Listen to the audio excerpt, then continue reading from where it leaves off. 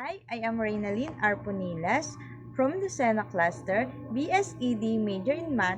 Now I'm going to teach you how to use EDX application.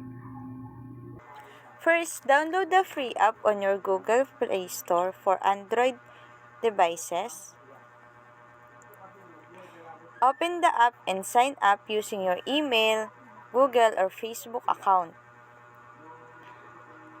Tap the Discovery tab to browse the catalog. You can use any subjects that you want to learn. Examples: education and teacher training.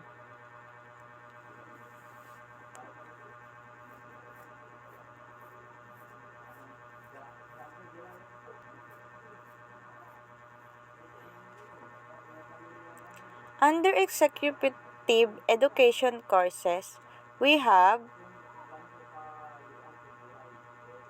teaching with technology, instructional design, higher education teaching certificate, and the leader as coach.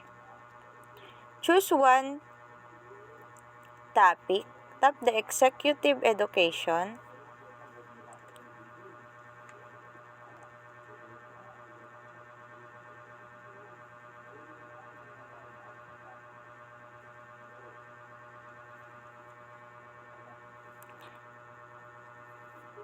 As you can see, University of Cape Town Teaching with Technology, you need 8 weeks to complete the course, 6 to 8 hours per week.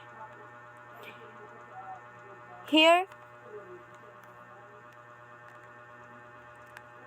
are the information you needed to comply before you got the certificate.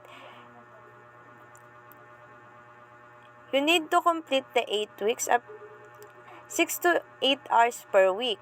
Starts May 25, 2026 if you enroll now, May 30, 2026.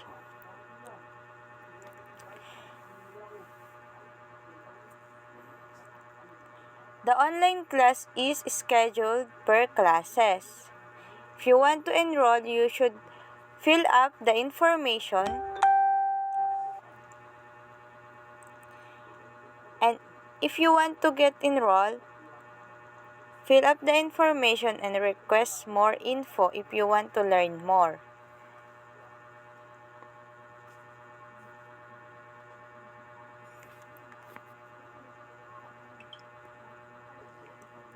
You can audit courses for free or upgrade to a verified track for a certificate.